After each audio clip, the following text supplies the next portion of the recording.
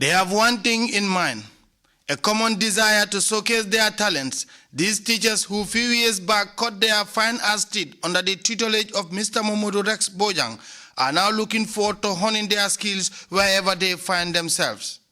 It was a journey that began years back, fraught with challenges and a desire to complete the task. Mr. Bojang was emotional in his speech as he went down memory lane to explain how it all started. We are educationists. Let's also play our role. Either one, to educate the people by sensitizing them, or beautify the environment. It's not only to beautify, but at least to document, the achievement of His Excellency. Today, most of us, we know him, but there are generations to come who may not even know who His Excellency is. Just recently, I was looking at the TV, and I happened to see a recent discovery related to water supply from Abuko to Banyul. I mean, it's a very great achievement. People got lost of that information, but today it exists. The same thing with this. Maybe there'll come a time, whether they are in the books or we keep them in the archives, but at least we need to really document these things. The visual presentation was spiced up with a thought-provoking poetry rendition on the wild wind of change that swept the country on that fateful day of Friday, 22nd July, 1994. It all commenced on a Friday morning. It all commenced on a Friday morning. The 22nd of July, 1994. The 22nd of July, 1994. Without causing much rotting to stopping. Without causing much stopping to rotting. Like the tsunami of recent times. Like the tsunami of recent times. Fear raged in the eyes of the old and young.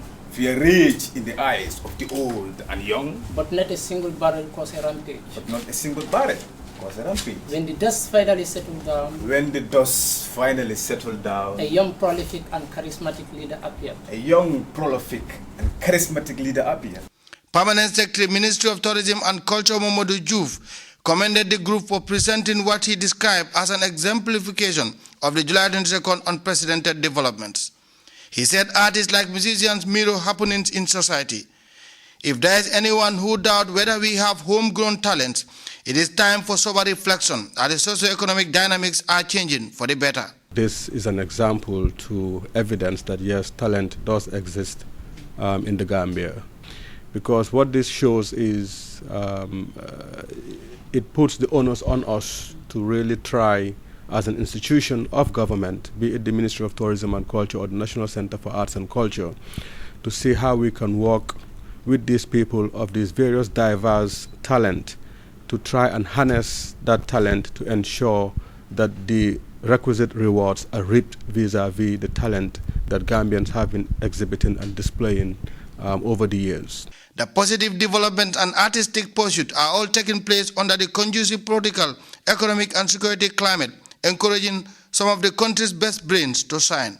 He provided the enabling environment for everybody to unleash their talents. But we want to thank you for documenting His Excellency the President's achievements. And I might say, His Excellency always says it's not only his achievement, it's Gambians' achievements.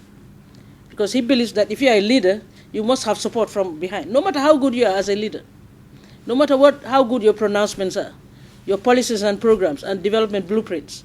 If the public doesn't support you, you can't go ahead.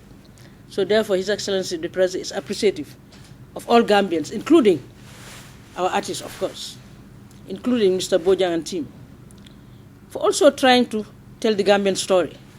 As we always say, if you don't tell our story, nobody else would. And thank God there are Gambians who are willing to tell their story.